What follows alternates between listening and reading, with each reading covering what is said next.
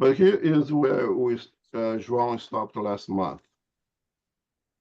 Today should be able to finish the subject of apportation and start the subject of visual manifestations. It's been a month already. I'm just going to recall very quickly what was studied last month.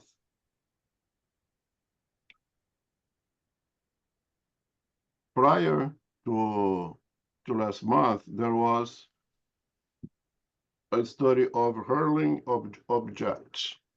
And that's where there was a case presentation that João brought an article from Spiritus Review. Was a very interesting case of a quite, I'm not going to say ignorant, but not well-developed spirit that was create cows in the home of an individual. You guys remember that, right? And then that individual was interviewed. Erastus participated in the interview, make some corrections of what was said. And then we start with the discussion of apportation. And apportation in Spiritism is the act of transporting or bringing one object from one place to another. And we have to make sure that you're talking about these definitions in according to Spiritism, because if you look outside of Spiritism in general English language, it's basically the act of distribution or to divide something, you know. The responsibility of this work is an apportation among all of us here present. Is that we divide the responsibility of all of us for the success of the work that we're doing here. Apportation in Spiritism is actually to bring an object from one place to another. That, of course, the consequence is the apparition of an object that was not present in that ambient, that environment. This object is almost always from our physical plane. Somebody bring a flower that they picked in a different garden and bring into a room. But can in some rare situations, because the labor is much intense, it could be a object that actually belongs to the spiritual realm, belongs to the spiritual world, that was fabricated in the spiritual world and was then materialized to be shown to all in that ambient. Okay? Mm-hmm. Apportation is different from the hurling of objects, because the hurling of objects is usually something aggressive, is usually something that causes distress to the ambient. If you recall the case that John presented of hurling objects of a spirit who was literally throwing pieces of wood, charcoal that he collected from the vicinity to disturb a home, right? Apportations usually the objects of a pleasing nature. The intention usually is a good one. They want to please the audience. They want to bring something gentle, harmonizing to the audience. So it's still bringing objects from place to another, but the nature of the intention is basically reversed in this case. Mm. Kardec makes a very important warning right in the beginning of the topic, and say that this phenomenon of apportation is the most used in fraudulent situations, and by charlatans. And therefore, it's one that you have to be most careful and most suspicious and most, how to say, use our intellect beyond our emotions, because it's very easy to be distracted emotionally by somebody who brings a nice flower to you or something like that. Okay? It's not an easy task to produce, and therefore it's quite rare. And because it's quite rare, if you start seeing apportations from everywhere with easy, it's already a red flag. There might be something there.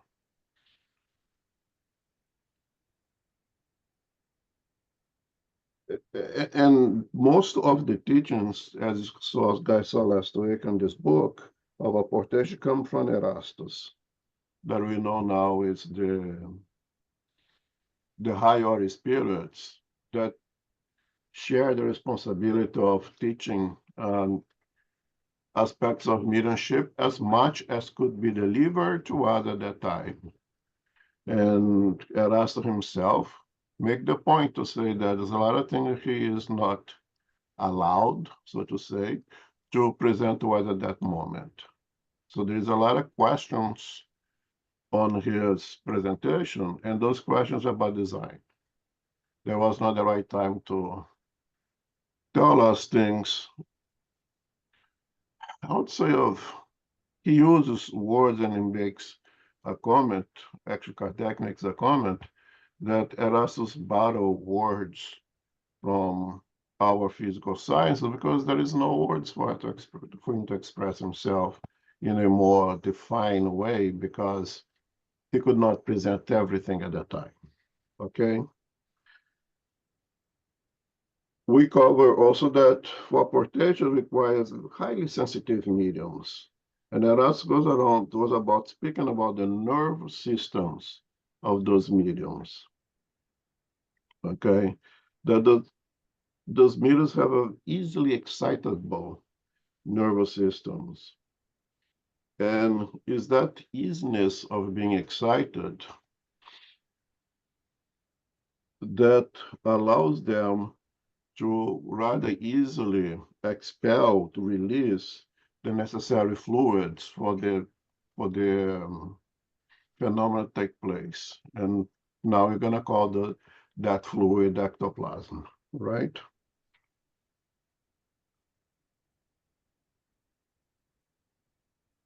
This easiness of release of those fluids is in general for most mediums of physical phenomena. The ones would produce apparitions, would produce other kinds of physical phenomena, taps, raps. They all have that common, that easiness of excitement of the nervous systems that allows them to release the ectoplasm. And I think this important I'm going over here is already but something else to keep in mind. And that release of those ectoplasm is usually in response to some kind of a stimuli, of a stimulus or stimuli. And the stimulus may be internal from the medium, him or herself, maybe external, okay, or from someone else, projecting that is stimulus to us. It can be purely mental, it can be physical as well. Okay. So we see here that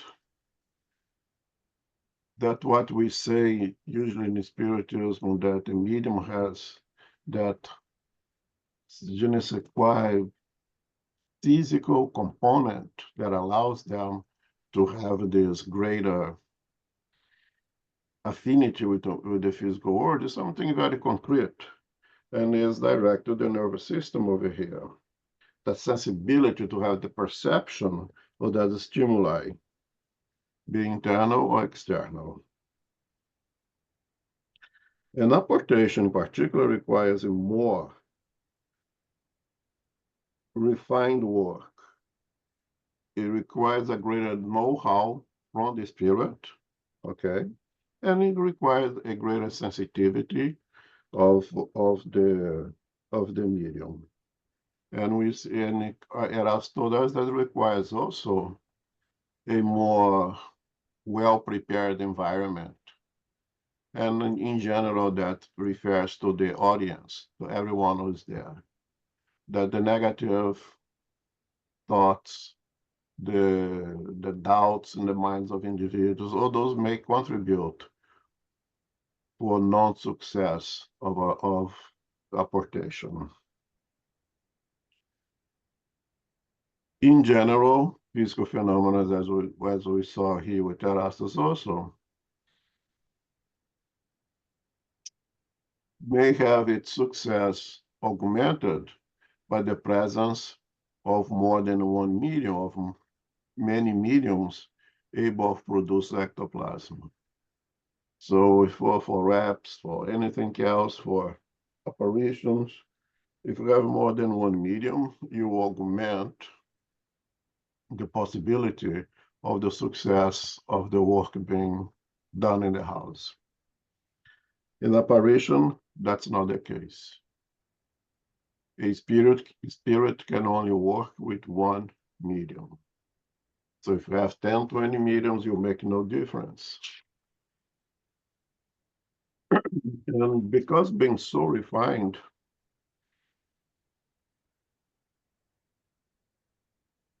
it will require a certain affinity of the medium and the spirit themselves.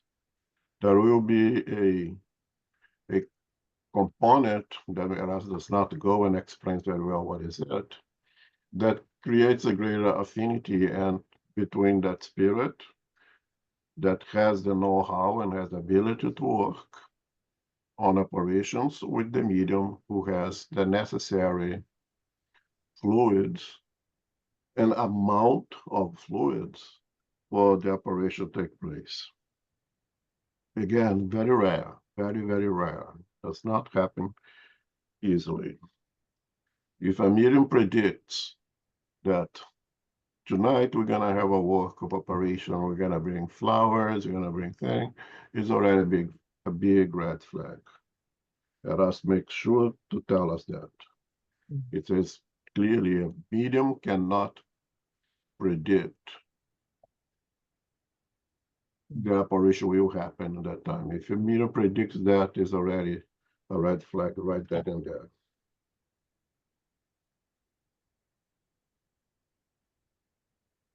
Usually, during operations, the medium is in a kind of a somnambulic state. That's how much concentration is required. That the medium is in a much deeper state of trance than in other types of physical manifestations, physical effects. So in a much deeper altered state of consciousness.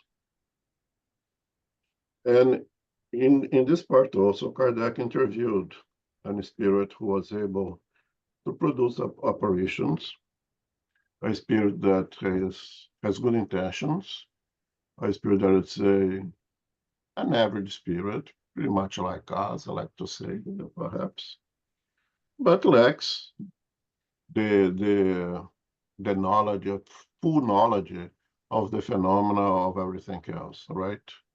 He's able to perform it, he's able to do it, but he's not able to go into details of how the process, how is the process, how it's done.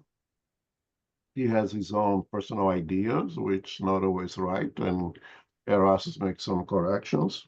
We covered that up to questions 14 last week.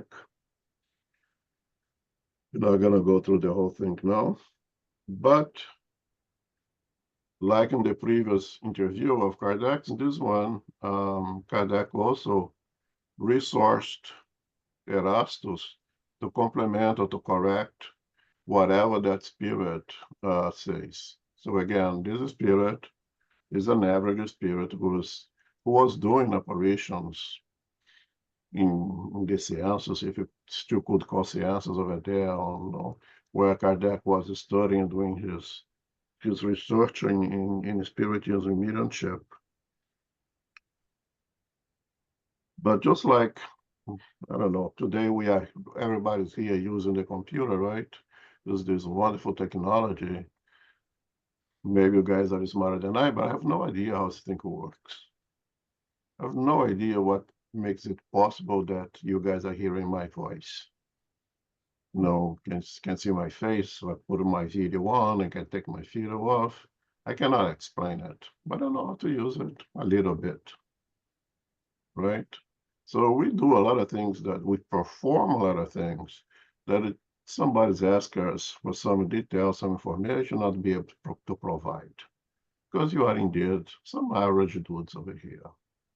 And so is that spirit that works with apparitions, or work with apparition that in that particular place, but did not really know everything. And you guys stopped at question you read dash 15. That's when Laura gave a good example of her own experiences regarding the phenomenon. It was pretty long, actually. It was very nice. I'm not going to have really time to go back to the questions. But I think I'm going to read 14, just read 14 because it complements.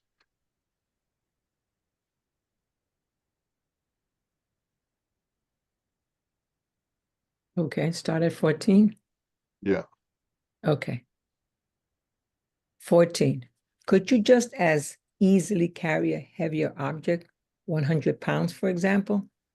Weight doesn't matter. We bring flowers because they are more pleasant than a rare object. Remarked by Eurytus. That is correct. He can carry 200 or 400-pound objects because the gravity that exists for you is non-existent for him. But here again, he does not really. Okay, you got to move it.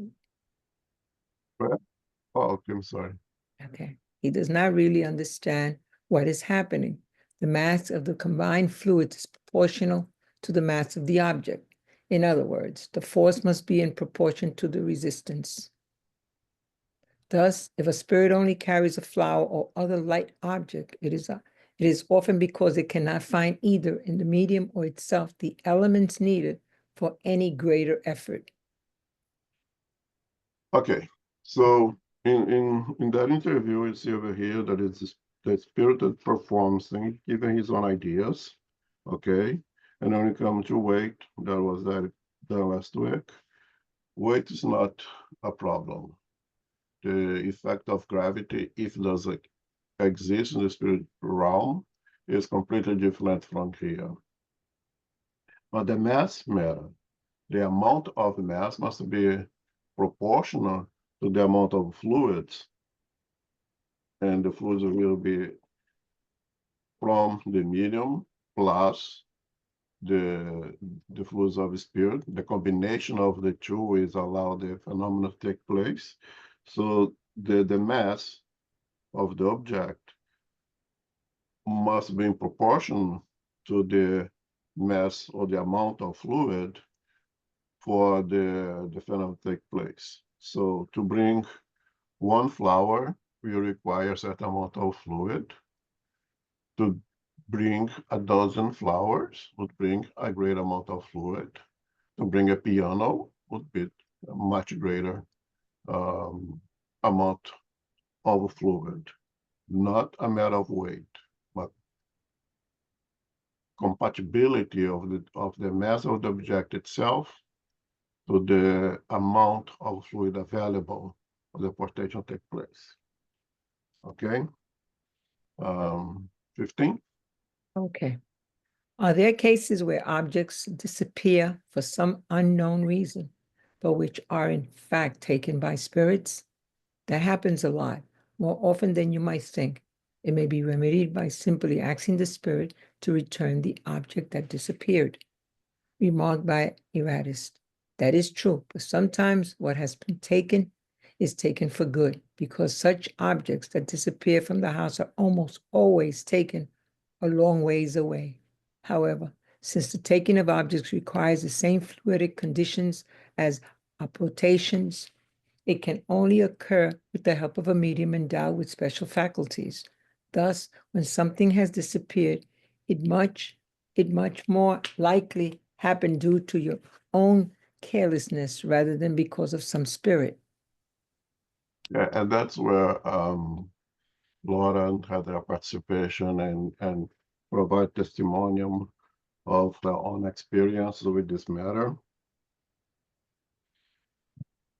And the spirit, in its simplicity of understanding, thinks that once you take something away from place A and bring to place B, you can just bring it back to place A easily as that. You just have to ask the spirit to bring it back. And the last makes the remark. No, it's not that simple. Okay, very often when the object is taken from point A and brought to point B, it will disappear from point to A forever. It's not going to come back easily, because very often the distance from point A and point B is quite large, and it requires work to bring it back to where it was before, right? So because the phenomenon is so rare, and that's why I think the important that we remind ourselves of these things so I can put the pieces together. If the phenomenon of apportation, if the spirit's taking something from one point and bring to another, is extremely, extremely rare, disappearance of objects is equally extremely rare, as a responsibility of a spirit, right? If it's very difficult, very rare, that the spirit will take something from anywhere, therefore, the disappearance of an object commonly is the result of our doing than the spirit's doing. And I actually make the comment last week, and if you know, stop blaming the spirits for lost you or your car keys. If you have the habit of coming home and put your keys exactly in one point, as soon as you walk in the house, and always 100% you put over there, and that key disappear one day, and you are absolutely sure that you never broke that little rule in your life, perhaps you could consider the possibility. If you are like myself, that you come home and just throw your key anywhere, everywhere, it's very hard to blame the spirits, right? It's my carelessness. And that usually is the case. But it's not as simple as the spirit says over here. It just asks the spirit to bring it back. It asks me, it's a correction here. And I don't remember if you guys write 16 or not, but we will start reading 16 over here. Is there any question at this point?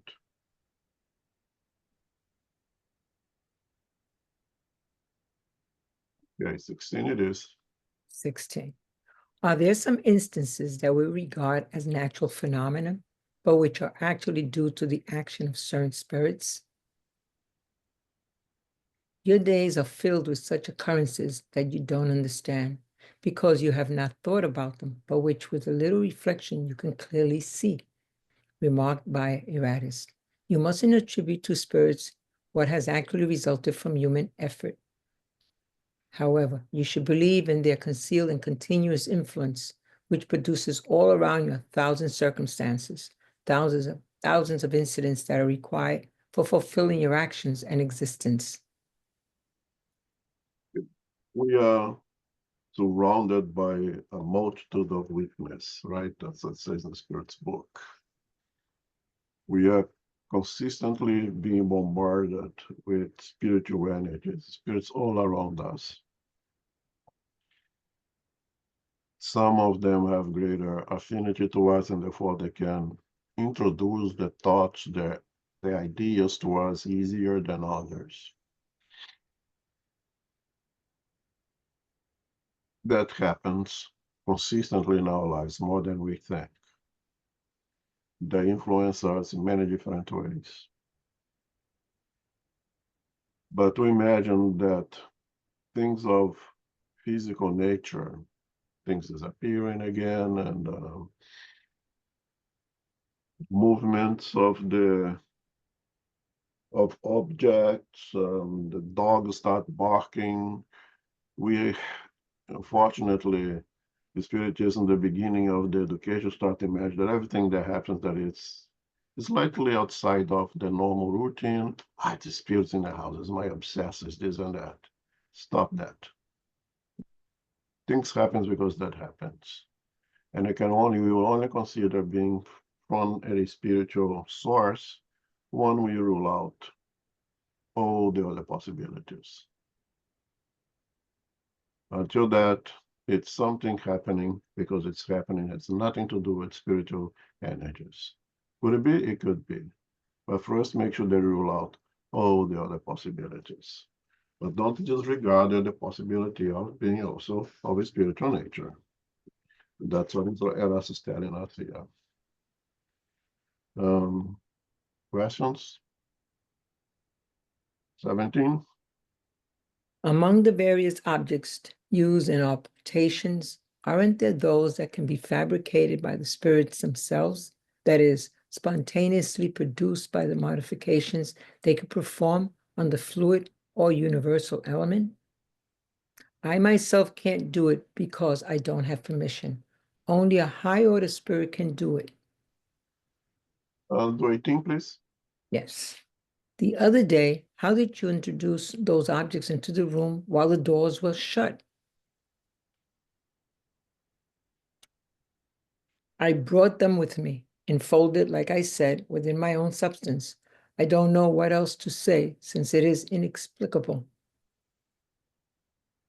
Continue. Yes, please.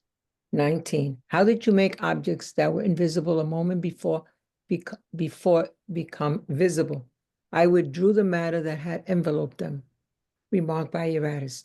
It is not matter per se that had enveloped them, but rather a fluid taken half from the perispirit of the medium and half from the spirit.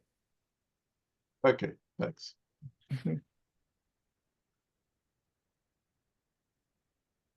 No, in the beginning, I said that the apportation is the phenomenon of bringing or transporting an object from one place to another, and therefore the apparition of an object in an ambient where this object was not there. And I said that this object can be from here, from our sphere, or it could be from the spiritual realm. Great majority of the time is going to be from here. But we know that spirits are able to manipulate the elemental fluid, the cosmic fluid, and create things using their know-how, using their mind, and using cosmic fluid. They can produce things on their own.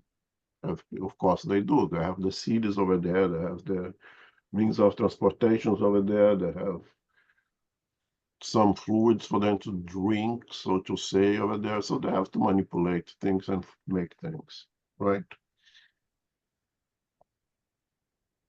In the case of apportation, they will be able to bring an object that is already done, it already exists in the spiritual world, or they will manipulate the elemental fluids, cosmic fluids, and produce something to bring. Of course, those elements are of a different nature, so to say, because they actually belong to the spiritual world. They don't have much affinity with this physical world of ours. But using the fluids from the medium, the ectoplasm, they are now able to kind of materialize those objects to make it palpable, visible to the audience, to where that object is being brought in.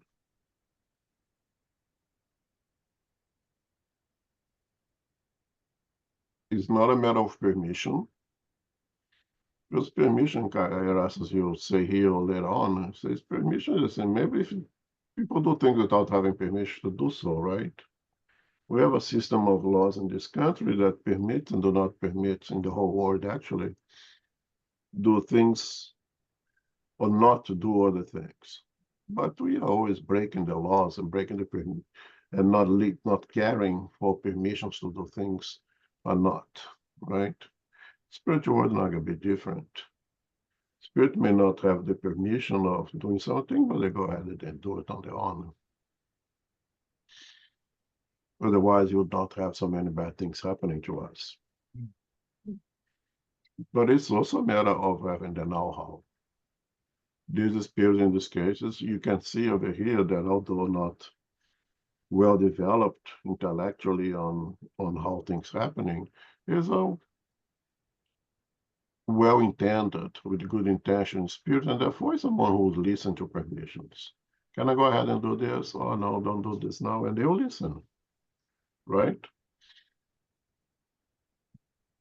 And we're going to see in the next chapter why sometimes things, even though we don't have permission to do things, we go ahead and do it anyway, and you ask, well, how is that allowed? What, can they stop it from happening? Perhaps they could. And there is a reason for what they would not stop them from doing it. And then comes to the question, I'll go back here, of how to introduce an object in the room. The other day, how did we introduce those objects in the room while the doors were shut? The spirit thinks on his interpretation of it is that he enfolds those objects within himself. So I brought them with me enfolded, like I said, with my own substance. I don't know how else to say since it's an inexplicable.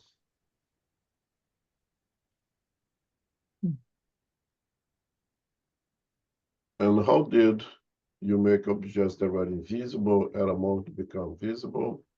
I will draw the matter that had enveloped them. That's also the interpretation of the spirit.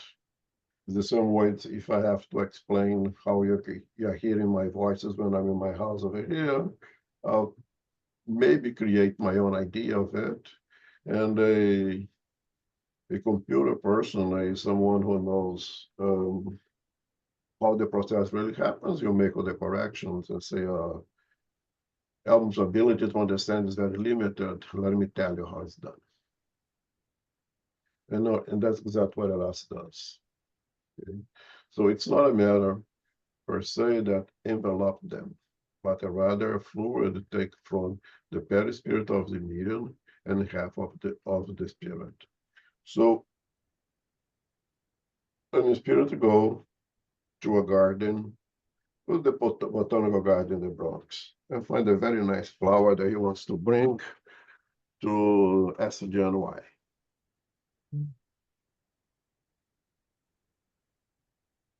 He has already somehow associated with the energies of the medium, provide them the fluid. Otherwise, he could not act on that flower. He enveloped that flower with a more dense ectoplasm fluid so he can act on it. He picks the flower. Now he envelops his own fluid on that flower that makes it now kind of have some affinity with the spirit dimension, so he can transport it in the spirit dimension, that flower.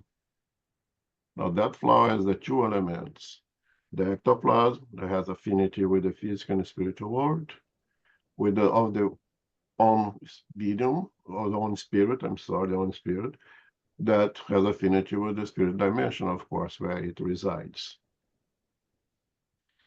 He brings that to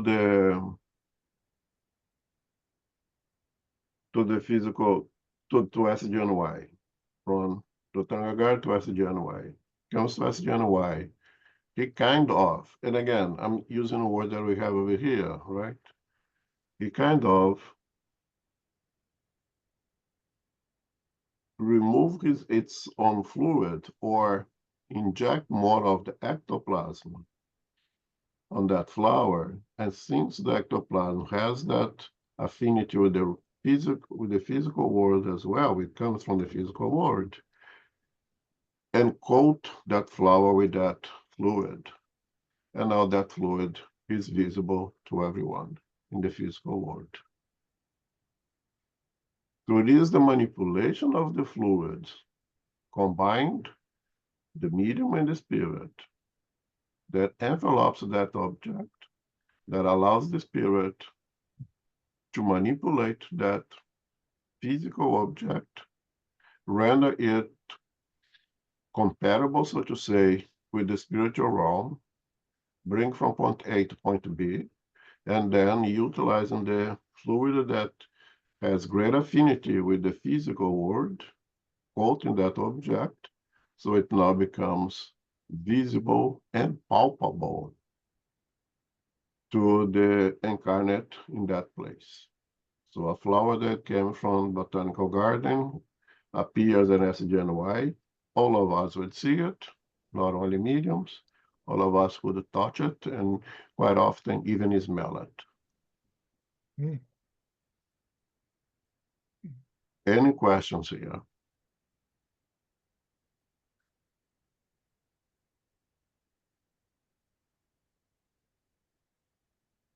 So we can see that the spirit gives answers that is very generic, that shows its limitations on the subject, although it performs it, and Eros is the one who complements it.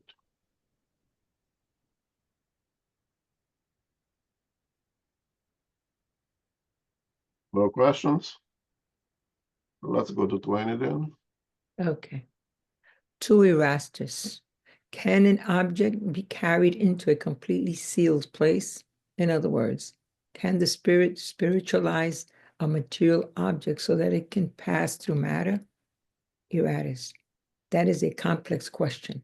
The spirit can render the object it carries invisible, but not penetrable. It cannot undo the aggregation of matter, which would be the destruction of the object. But by making it invisible, it can carry it wherever it wants and free it at the best time to make it appear. It is quite a different matter with objects that we compose ourselves. In these cases, we only introduce the elements of matter, and since these matters are essentially penetrable, since we ourselves can penetrate and cross through denser objects with the same ease that solar rays pass through a window, we can certainly state that we can introduce an object into a place no matter how closed up it may be, but only in such a particular case. So here, Eros makes a very, I already said that,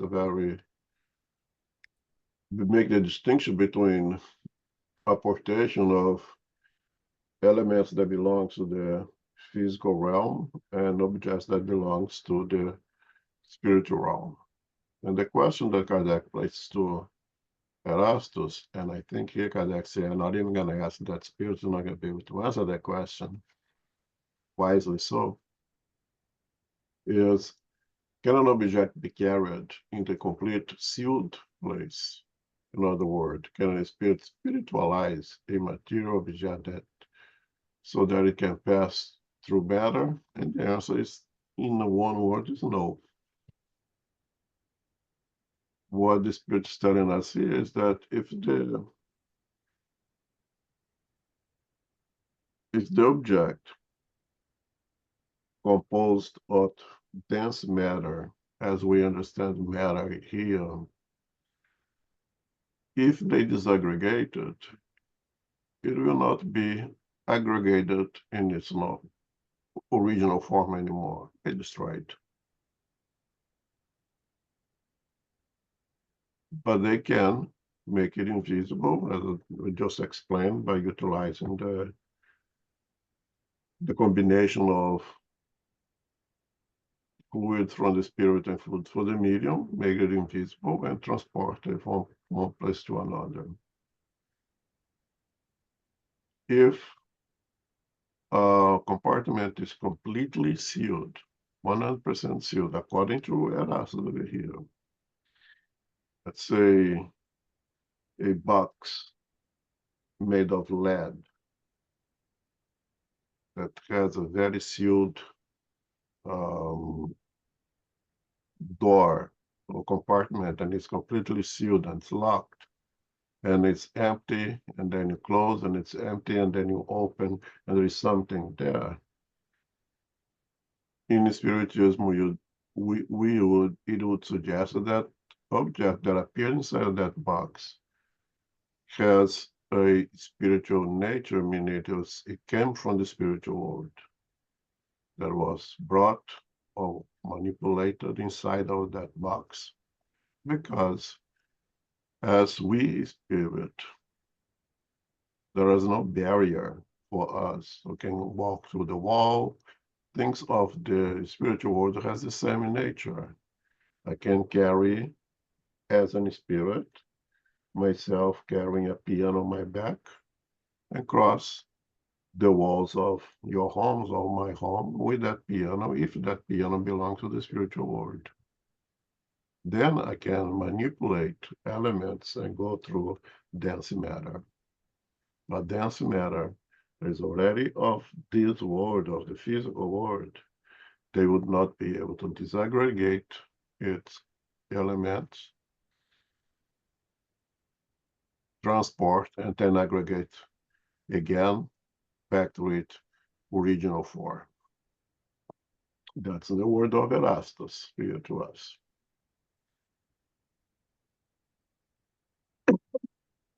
Any questions there? I think this is a complex topic, but I think we can reach some conclusions there, right? That are important, which is, you were talking about a sealed place, right? Think of a safe in a bank, right? That they have lots of money. A spirit, an evil spirit cannot remove money from inside the safe and bring to a house of someone to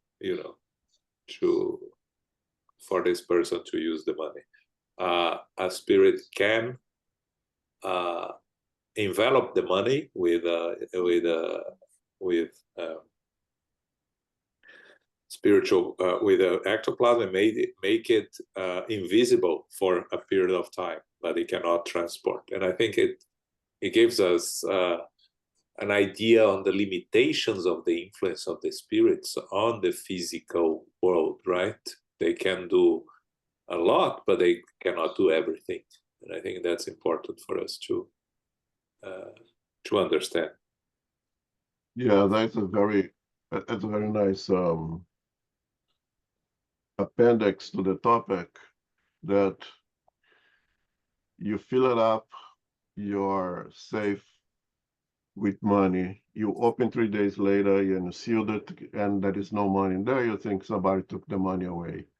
Well, if it is of a spiritual nature, nobody took the money away. They were able to render it invisible. It's there, but you cannot see it. because it's now enveloped with a fluid that renders it invisible to your physical eyes. But it could not be transported out of there because the spirits could not disaggregate the molecules that make those papers and reaggregate it somewhere else.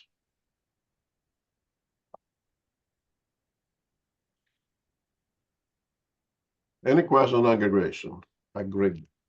Apportation. I'm saying apportation. Wayne, Okay, so I got the idea with the bank vault, and so the money's in the safe deposit box.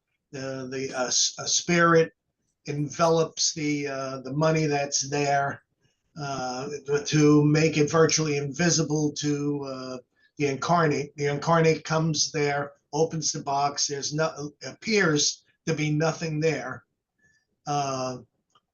Leaves, and the money could appear in the same place again if the spirit would withdraw its ectoplasm, and but as far as moving something, the object that can be moved has to be come from within the spirit world, and then it can go anywhere.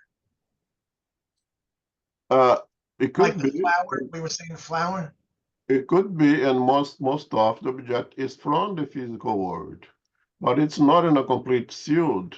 There is a room to place, like somebody takes a pen from your desk, right?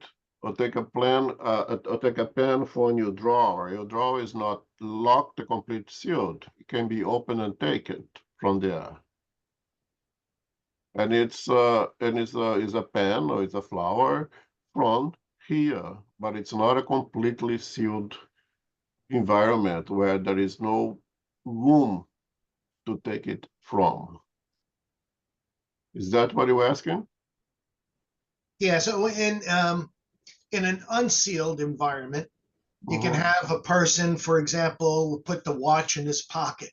Yeah, mhm. in the sense of a spiritual pocket. He envelops it with his ectoplasm, so he secretes it within himself, and You're then talking about you're talking about the spirit or yes, and then the spirit can transport that object because the room is not sealed, can transport it to another place.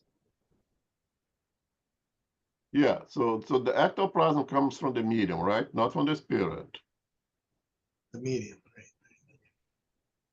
and also here, Wayne, one thing is important. The ectoplasm, it's not, it doesn't last forever. It lasts for a certain period of time, short period of time. So the spirit hides the money, and you don't see it. You come back the next day, the money is there because the ectoplasm doesn't last a very long time.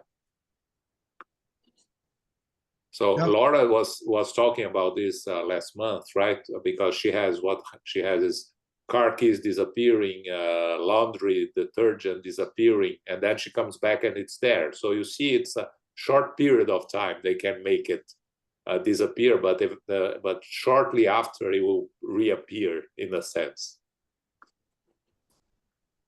And in that case, it's not an apportation also, right? It's No. an enveloping of that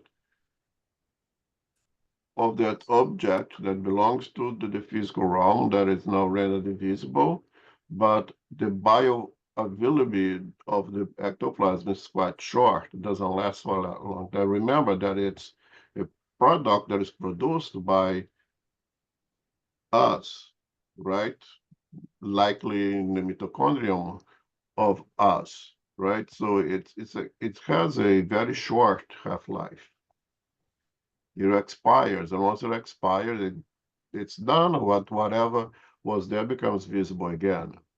Okay, but let's make sure that ectoplasm is something produced by the medium in this physical world of ours, and has this affinity with the spiritual world. That's why spirits can use it and manipulate it.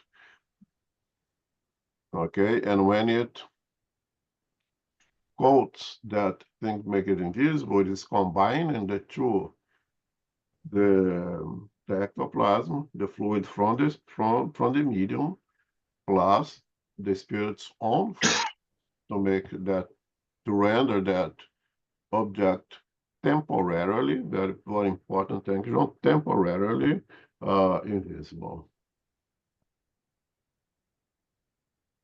And also things that are brought from the spiritual world that everybody can see, and everybody can feel, can palpate, also have a short life. It disappears as well once the ectoplasm expires, when the spiritual energies expires, so much so that what they used to do was to coat that object from the spiritual world with wax. So when the object disappears, the form will remain on the wax, like they make the wax museums or things like that. That's also a very important point. Is that clear? Because that is very important to understand that. I think I'd say it's clearer. Okay. Okay. What would be the other question? There was a doubt. And keeping in mind, there's a lot of things that Erasmus himself said, there's a few things over here that I cannot reveal yet. So there's a lot of things that we don't know yet.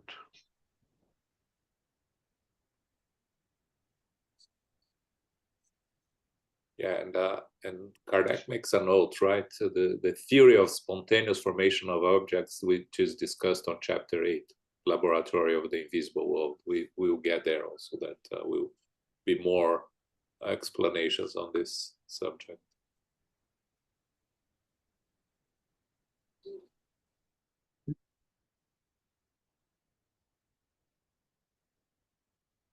So now we're getting into the next chapter, visual manifestations. And that's quite a lot to do with apportation as well, right? You see the Kardec builds up, brick by brick in order to build their house, and he's very consistent.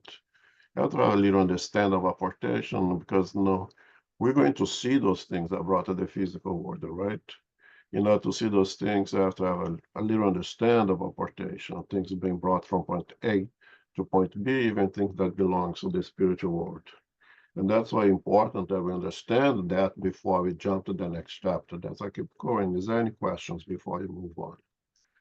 So it's still open, and many questions regarding apportation if you are able to help.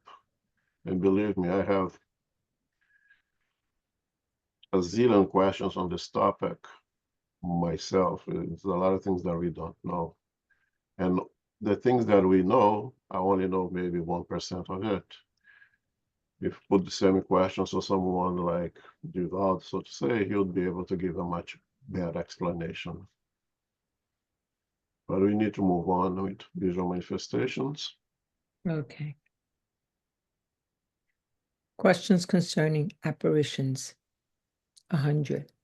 Of all spirit manifestations, the most interesting are undoubtedly those in which spirits can render themselves visible.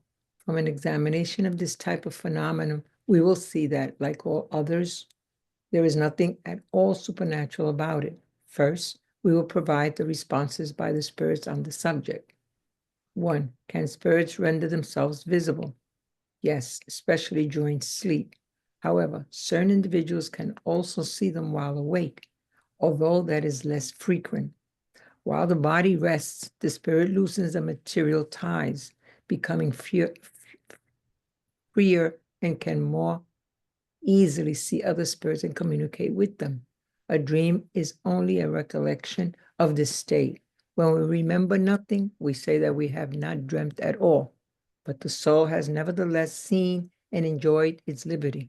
Here we are dealing more particularly with apparitions that occur during the awakening state. So visual manifestation, seeing things pertaining to the spiritual world, or seeing things that transported from the spiritual world or from the other parts to us to see, right? And of course, we would be more impressed, would catch our attention more than anything else, would be the apparitions. No, a human figure, a human form that appears to us out of nowhere. I don't think there's any, personally, there's nothing more impressive that would impress me the most. To sit on the couch and watch TV, and on the sun, I see my grandmother who died when I was 12 next to me, right? That'll be quite impressive. And I think for everyone else. So would be the ones that would impress us the most.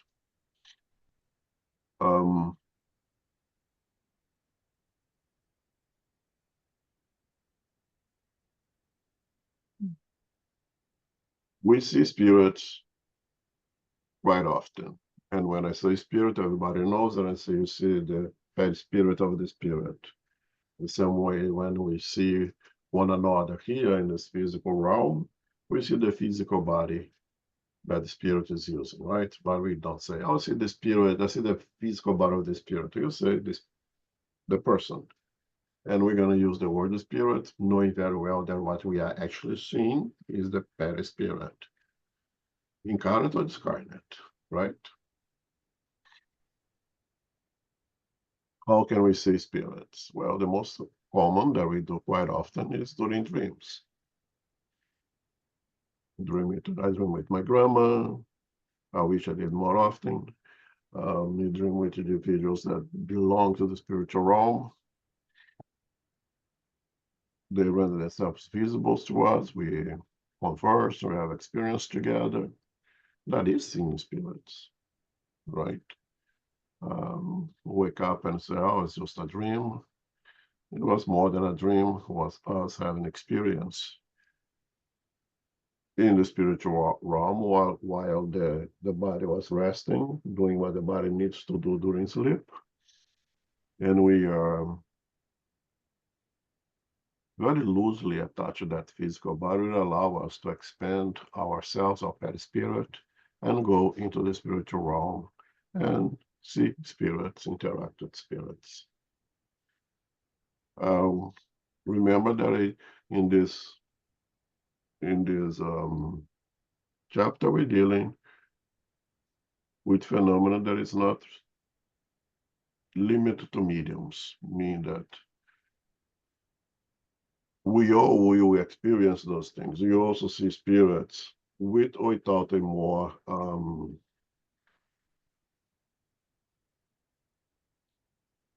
is the word again? A more strong mediumship, because we all have that minimum mediumship that allow us to have that interaction with the physical world, including see spirits from one time to another, rarely, very limited times, but not with a deep mediumship. Okay, not talking about mediums here, talking about us seeing spirits. Okay. 2. Okay. Do spirits who visibly manifest themselves belong more to one specific category than to another? No, they can belong to all the categories, the highest down to the lowest. Okay.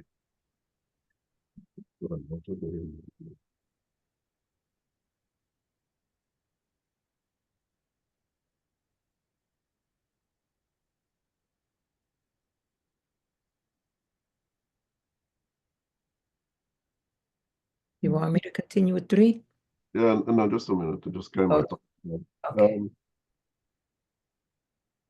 And spirits to become visible to another, to incarnate one, does not require any high degree of moral intellectual progress. Anyone, from the lowest to the highest, can show themselves. I just made a comment over here. If the higher spirit perform a higher spirit may not be able to perform a physical phenomena. Assume that it is not during dreams, as Joseph spoke. Assume that, I don't know, a higher spirit, Paul of Tarsus, decides to show himself up in SGNY. If that happens, all of us who have good eyesight, so are not blind, physically blind, will see the figure, the image of Paul of Tarsus in that room. Okay, everybody will see it. But being such a high order spirit, we would not imagine they would be able to really interact with the dense matter and perform a physical phenomenon.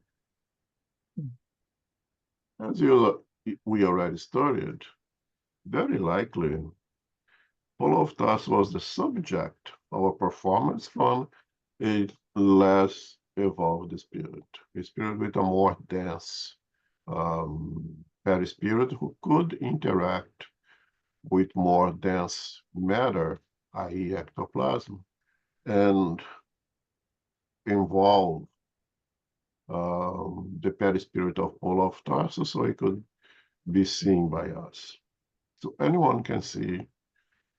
Maybe in your dreams you have a powwow with Paul of Tarsus. Now he doesn't have to do anything because you are there, no problem. But if you're going to materialize for an apparition, likely, although he could appear, but likely the performance of production of that apparition was by one of his associated spirits who performed the physical manifestation. I just think it's important to clear that out because you already covered it, and somebody might ask, but didn't you say the higher spirits cannot perform physical phenomena? Yes, indeed. That's what Kardec says, that's what Erasmus says.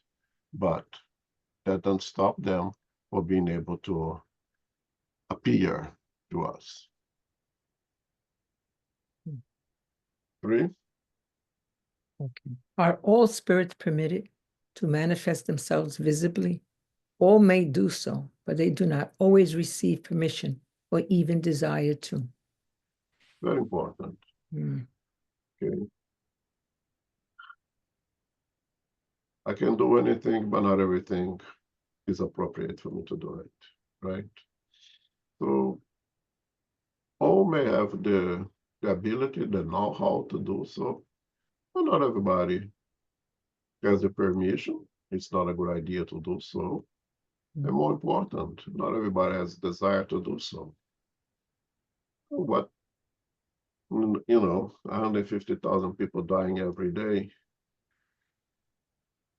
You multiply by 365, that's the number of people this kind only this year hanging out in the spiritual world.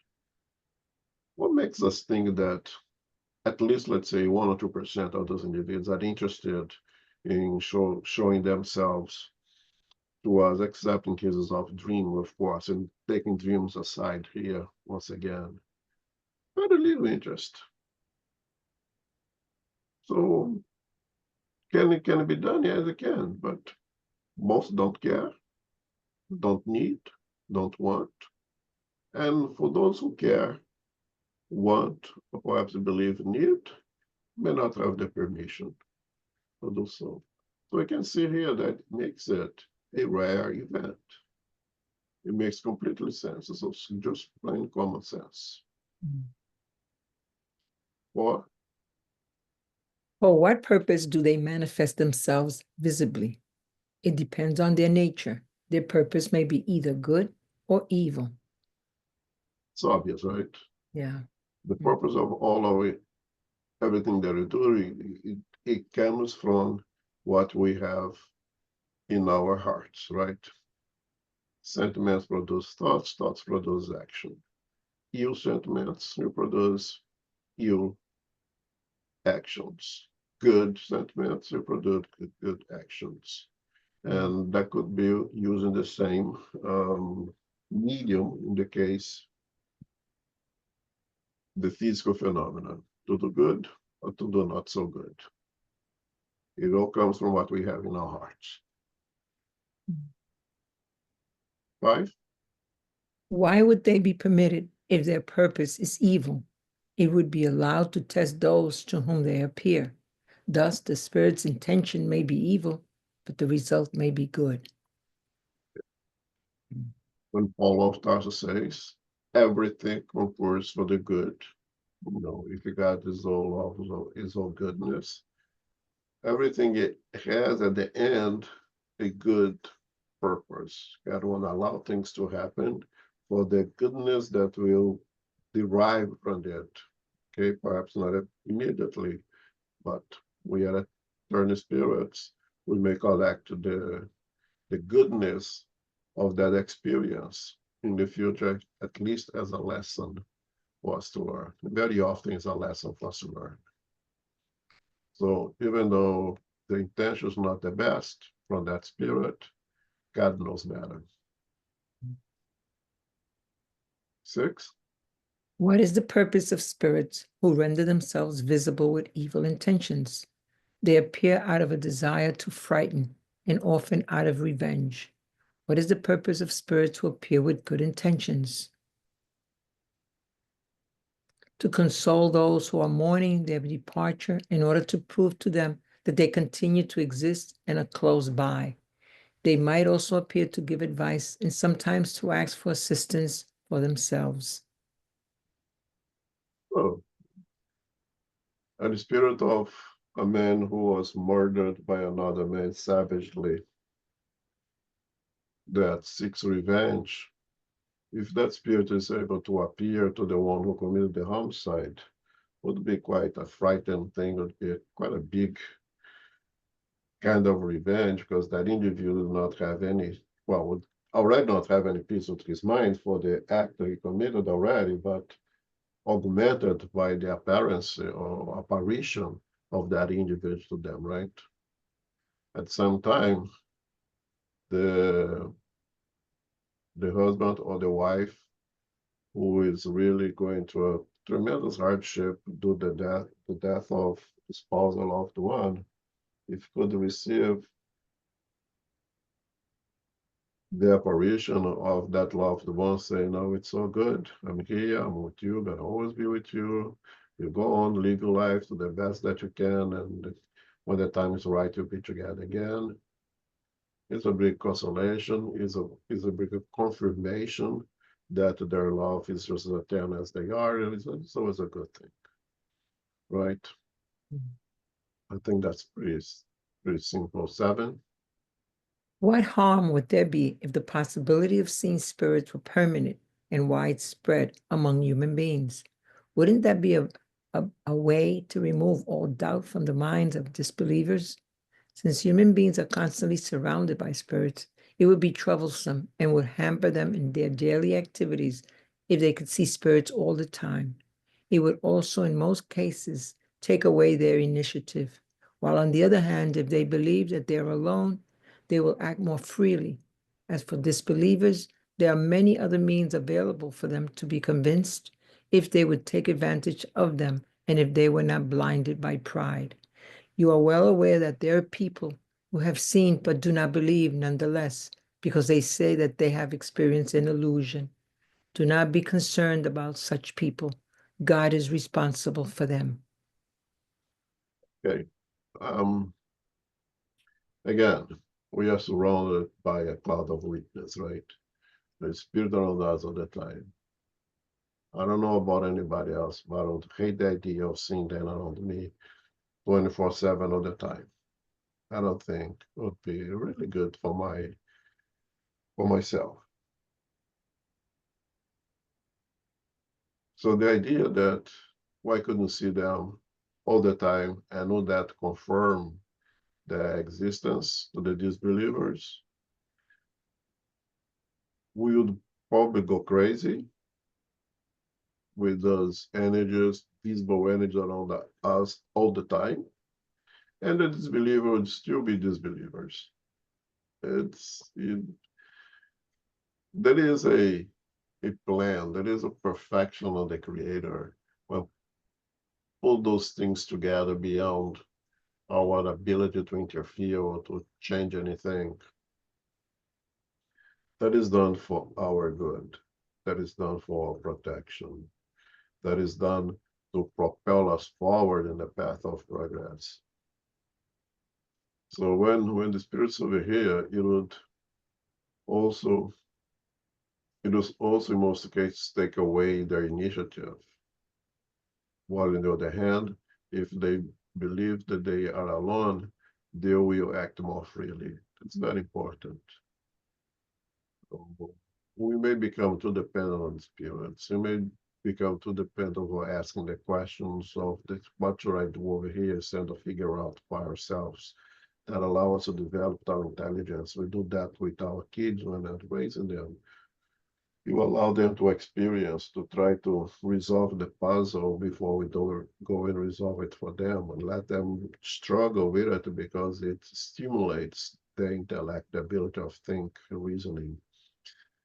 If we have spirits by our side, perhaps would take away that stimuli for us to do things on our own. So there's so many reasons that would make absolutely no sense for us to be seeing spirits around us all the time.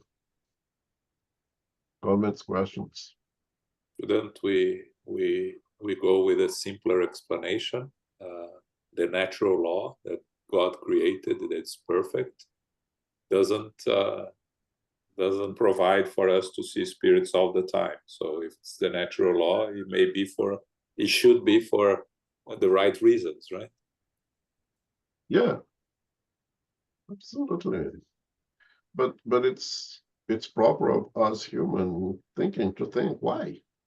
Yeah. Can't see spirits all the time, right? And there gotta be a reasonable answer, and I think the spirits provide a very reasonable answer to us here.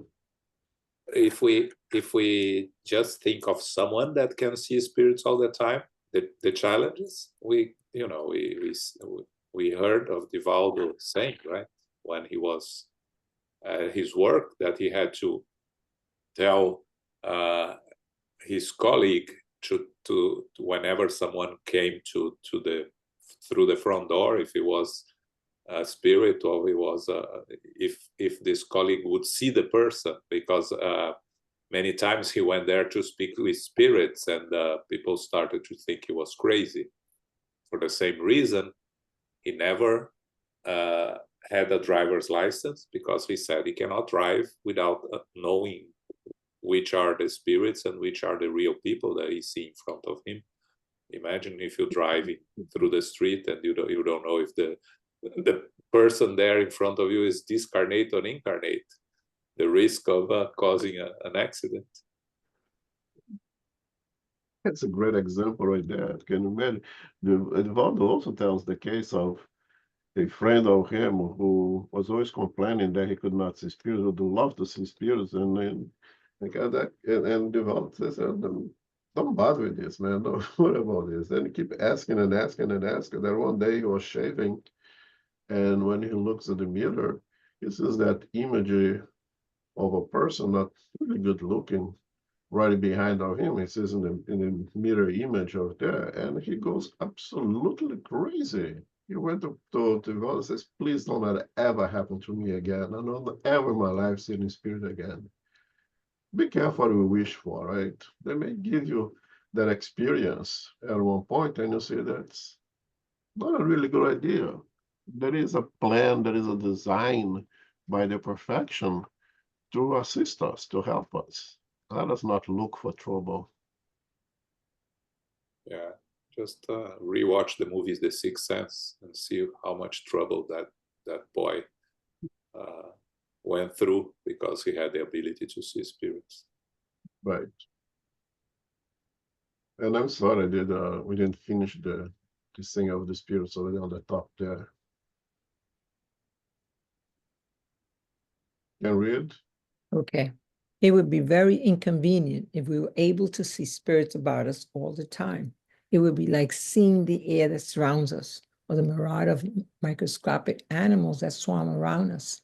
From this, we must conclude that what God has done is well done, and that God knows better than we do what is best for us. Yeah, I think that says everything there. There are things that is beyond our ability to do anything about it, but it's not beyond our to understand the mechanism and the reason why God makes some of the time make those decisions. And personally, I like my life without being able to see spirit all the time much better. Okay. Do 8. Okay. If being able to see spirits might be inconvenient, why is it permitted in certain cases to provide proof that everything does not end with the death of the body and that the soul retains its individuality after death? This temporary glimpse is enough to provide such proof and to attest to the presence of your friends at your side, but it is not as inconvenient as being able to see them all the time would be. So this is an answer of that. Not too much on the right, not much on the left, right? Not being able to see all the time is not good, but never be able to see would be a problem, right? Because then for most people, the ability to be convinced of the perpetuation of our life after the death of the body would be limited. Some people need to have that that experience. Some people need to have that experience come from other individuals. I don't have to see spirit to believe that they exist. Perhaps if my good friend, someone that I trust, someone I know is not there to create any problems to life, anything like about to come and witness and tell me the testimony, I see spirit, I had seen spirit, I see my grandmother, I see your grandmother right there, will suffice to me. I don't need to see it with my own eyes. It's someone that I trust, the one that I know is not crazy, that I know is not trying to do anything funny with me, tells that I see spirits or I had seen a spirit, will suffice to me. So a little bit of that experience is always good as well, especially in the case of good spirits coming to bring some consolation, some valuable teachings to us. I think you can do one more and we stop. Okay. Number 9, on more highly evolved worlds than our own, are spirits seen more frequently? The more humans approach their spirit nature, the easier it becomes for them to communicate with spirits. It is because your bodies are so dense that it is rarer and more difficult to perceive ethereal beings. So progress, more intellectual. I personally see that as a process of spiritualizing ourselves, become more spiritual and less material. So a more evolved spirit, you have a more dematerialized perispirit in relation to the physical realm that we live today, okay? In our world that we live today. It may be still to materialize in other words. Let's limit to planet Earth, spirits, human spirits associated the planet Earth. And if you become more spiritualized, less materialized, the possibility of interact, visual, tactile, hearing, things pertaining of the spiritual world would increase as well, because we are more spiritualized, because our parent spirit has created a much greater affinity with the spirit dimension, even when we are incarnate.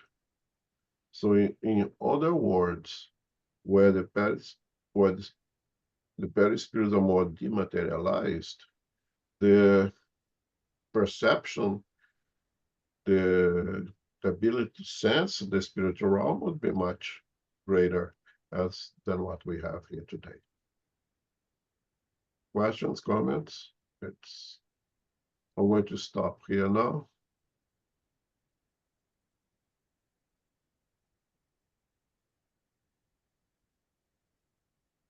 So next week, continue with the item question 10 of Next month. Next month. Next week, we are going to have our Q&A session, which will be the last meeting before year end here at SGNY. Will be closed from the 23rd, reopening on January 2nd, the Thursday meeting, okay?